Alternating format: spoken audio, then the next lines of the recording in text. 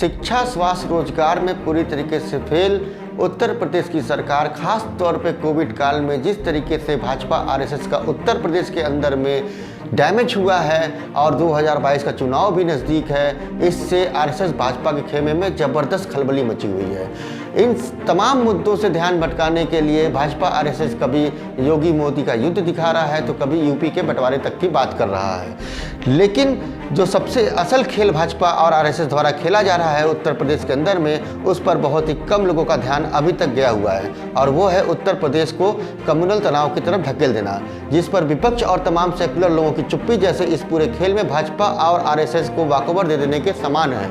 आइए सबसे पहले सुनते हैं कि उत्तर प्रदेश के महंत नरसिम्हानंद क्या कहते हैं, उत्तर प्रदेश के महंत, अयोध्या के महंत परमहंस दास क्या कहते हैं, किस तरीके का जहर वो फैला रहे हैं। आइए सबसे पहले उसको सुनते हैं। अगर स्वरूपानंद सरस्वती चाहे होते तो कांग्रेस के काल में ही अयोध्या, मथुरा और काशी का विवाद खत्म हो गया होता। योगी जी के साथ ये देखिए, राजनीति की कुछ व्यवस्थाएं उनकी हो सकती हैं, लेकिन वो क्या है ये हम जानते हैं, राजनीति की व्यवस्थाएं। लेकिन यार, राजनीति की कोई भी व्यवस्था योगी जी को ज्यादा देर रोक नहीं पाएगी। योगी जी वही करेंगे जिसको करने के लिए योगी जी का जन्म हुआ है। और देखिए, इस समय पूरे हिंदू समाज के 100 करोड़ का हिंदू समाज है, कोई एक दो लोगों का नहीं है। 100 करोड़ के हिंदू समाज को यदि किसी से आशा है, जिसमें एक मैं भी हूँ, मैं भी उन 100 करोड़ लोगों में से हूँ जिन्हें अगर किसी से आशा है तो एकमात्र आशा अब योगी आदित्यनाथ जी महाराज से है। देशवासियों, तुम शस्त्र उठा करके और रोहिंग्या मुसलमानों को, घुसपैठियों को मौत के घाट उतार दो। अब आइए देखिए भाजपा और आरएसएस के आईटी सेल द्वारा किस तरीके की जहर उत्तर प्रदेश के अंदर और देश के अंदर में फैलाई जा रही है।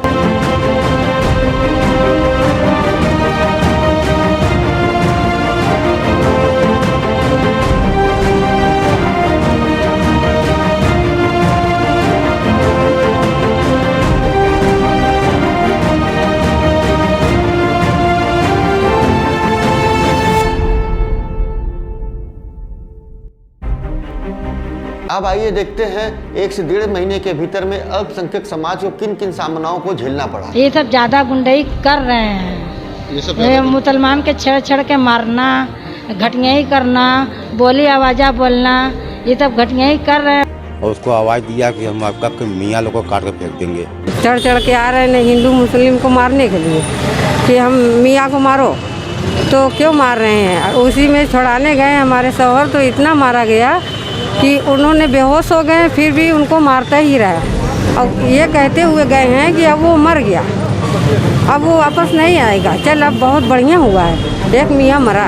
मोहल्ले में छड़काने और ये घटना मियावन के मारना, हम लोगों के कहते हैं कि तू लोगों के मियाँ के मार के फेंक देने, कादन का बन तो शुरू है, अब तो तू लोगों का आखिरी तलुक खत्म कर देने। गुंडई करते हैं, आते हैं इन्हें उन्हें धक्का मुक्की और ढकेलना, दाढ़ी नोचना, गाली गलौज करना और लगती बोलना कि मीमन के मार, और अस्कर के होता है कि मार भी देते हैं छेड़छाड़ के। और बदजबानी तो बहुत ज़्यादा है, काट ढालेंगे, मार ढालेंगे, यही तो स्थिति है। हरदम इन लोग आज आके मारपीट कर लेते हैं, कहते मीवा तुम्हारी जान ले लेंगे, मार देंगे तुम लोग को। तुम लोग यहाँ क्या करते हो? कम से कम 20-25-30 लोगों को ले करके मुस्लिम मोहल्ले में खास तौर से बबलू के घर गए, तो बबलू घर पे नहीं मिला, फिर समुदाय के लोगों को इन्होंने गाली देना शुरू कर दिया और माहौल को सांप्रदायिक बनाया इन लोगों ने। और सांप्रदायिक बना करके उस मामले को, जो 1.5 घंटा पहले घटना हुई, उस मामले को इसको जोड़ दिया और इसमें जोड़ने के बाद 3 लोगों को नामजद कर दिया, जिन पर 307 की धारा भी लगाई गई। तो मेरे कहने का मतलब, जब 2 परिवार या 2 दोस्तों का मामला है, इसमें सांप्रदायिक माहौल कहाँ से बनाने की कोई प्रक्रिया है। तो ये पूरी तरह से इसमें बीजेपी के पार्षद लगे हुए हैं। सबसे पहले दिन पुलिस हमारे घर पे आई हुई थी, 13-14 पुलिस थी, उसमें लेडीज़ कांस्टेबल एक भी नहीं थी। दरवाज़ा तोड़ के मेरे घर में घुसी। उस टाइम मेरे घर में सारे लोग नमाज़ पढ़ने गए हुए थे, जेंट्स एक भी नहीं थे। हम लोग कैसे बैठे थे कैसे नहीं, सीढ़ी पे से ऐसे हाथ पकड़ के उठाई, मतलब ज़बरदस्ती हाथ पकड़ रही थी, ऊपर से गाली गलौज से बात कर रही थी हम लोग से, गाली से बस गाली। पुलिस वहाँ बैठा है, 3 पुलिस है यहाँ बैठा है, 2 पुलिस है यहाँ बैठा है, क्यों बैठा है? सब तो मजदूर आदमी है, गरीब बस्ती है। भाजपा का कोई नेता है, क्या चीज़ है, क्या चक्कर है, जो कोई सुनवाई नहीं हो रही है। इन सभी मुद्दों पे बनारस के राजनीतिक चिंतक, नागरिक समाज और अमन पसंद लोगों का क्या कहना है, आइए उनको सुनते हैं। इस मुल्क के अंदर हर मज़हब के लोग एक तवील ज़माने से ज़िंदगी गुजारते आए हैं और जब मुल्क आज़ाद हुआ तो इसका ढांचा सेकुलरिज़्म की बुनियाद पर कायम किया गया और ये तय हुआ कि तमाम मज़ाहिब के लोगों को उन्हें मजहबी आज़ादी दी जाएगी। सबको अपने अपने मज़हब पर पूरे तौर पर आज़ादाना अमल करने का इख्तियार और हक़ हासिल होगा और यही खुली आज़ादी है। लेकिन अफसोस की बात है कि अब ऐसा महसूस हो रहा है कि सेकुलर मुल्क नहीं अब बल्कि एक ख़ास तबके का मुल्क अब होने जा रहा है। ऐसे ऐसे हालात और ऐसे ऐसे वाक़यात सामने आ रहे हैं जिससे ऐसा लगता है कि अब ये मुल्क सेकुलर नहीं रह पाएगा और सेकुलरिज़्म की बुनियाद धीरे धीरे खिसकती नज़र आ रही है, जो कि अपने आप में बहुत ही अफसोसनाक है।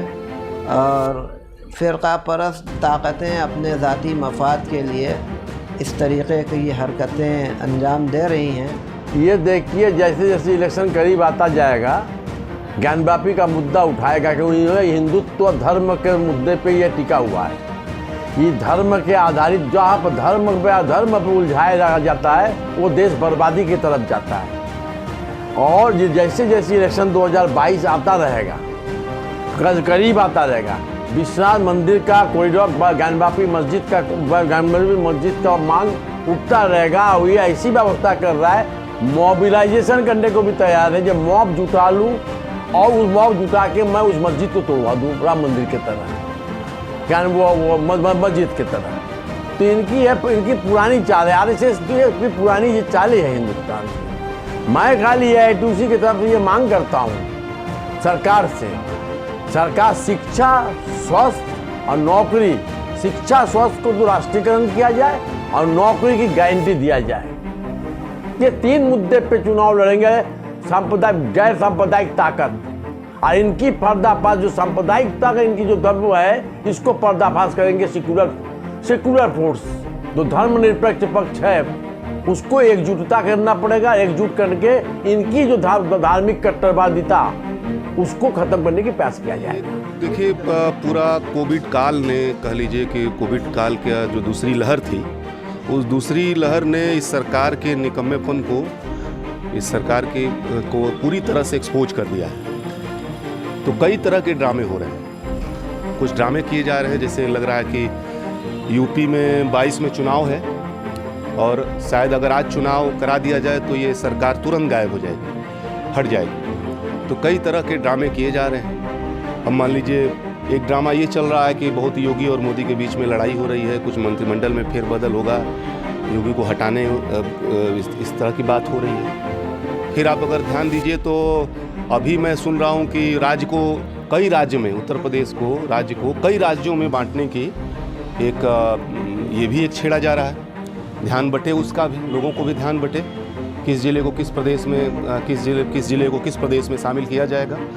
तो लेकिन जो उनका मूल काम है, जहाँ से वो डाइवर्जन की राजनीति करते रहे हैं, डाइवर्ट करने की जो उनकी डिवाइड एंड डाइवर्ट करने की जो उनकी पूरी रूल रही है, वो उनकी कम्युनल पॉलिटिक्स है और वो उन्हीं का मैदान है।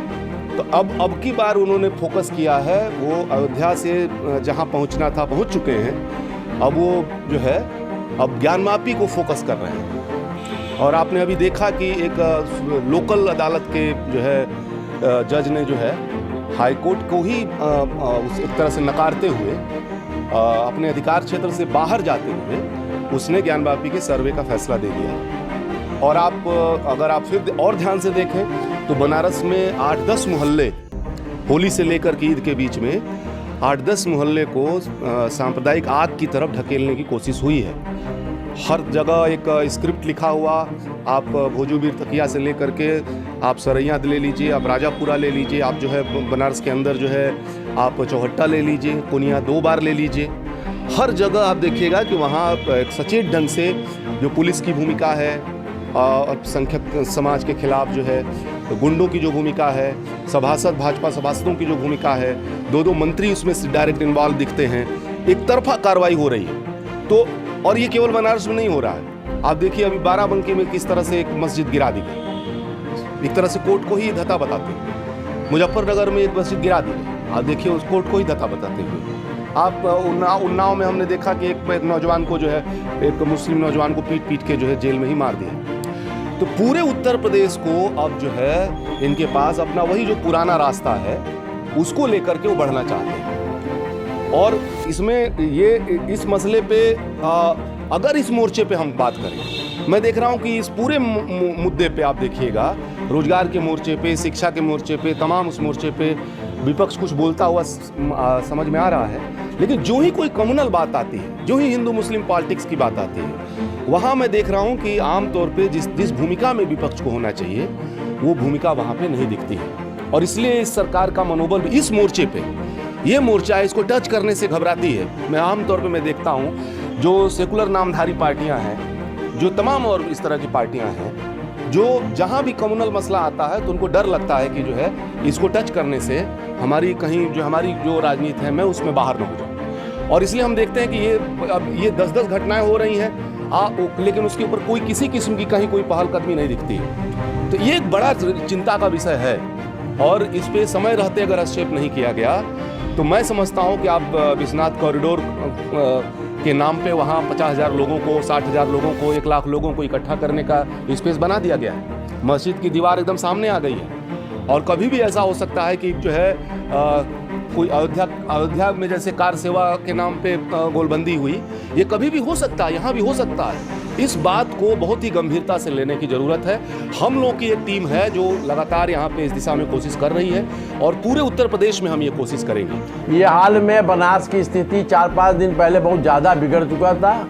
लल्लापुरा, बजट दिया, जैतपुरा में बहुत ज़्यादा तनाव हो चुका था। यहाँ पर आरएसएस अपने भाजपा सभासद के द्वारा, आरएसएस के कैडर द्वारा सांप्रदायिकता का प्रचार बहुत तेजी से फैलाया। पुलिस भी उस पर साथ दिया, लेकिन कुछ बड़े अधिकारी के और बुजुर्ग व्यक्तियों के लिए सेकुलर धर्मनिरपेक्ष ताकत उनमें इन्वॉल्व हो जाने की वजह से ये झगड़ा और शांत हुआ, वरना बहुत बड़ा दंगे के रूप ले सकता था। नहीं, मेरा ये कहना है कि समय रहते हस्तक्षेप करने की ज़रूरत है। अगर इसमें समय रहते हस्तक्षेप नहीं होगा, आप अगर इसमें बहुत ध्यान से देखिएगा कि हिंदू के नाम पे किससे लड़वाया जा रहा है। अगर आप बहुत ध्यान से देखेंगे इसमें जो दलित आधार है, जो पिछड़ा आधार है, जो अति पिछड़ा हिस्सा है, जो अति दलित हिस्सा है, हिंदू के नाम पे हर जगह आपको एक यही पहलू दिखेगा। एक तरफ माइनॉरिटी के लोग हैं और उनके बगल के मोहल्ले में रहने वाले जिनसे बहुत 100 साल का रिश्ता है, 50 साल का रिश्ता है, वहाँ आरएसएस जहर भर रही है उन दलित मोहल्लों में, उन पिछड़े मोहल्लों में।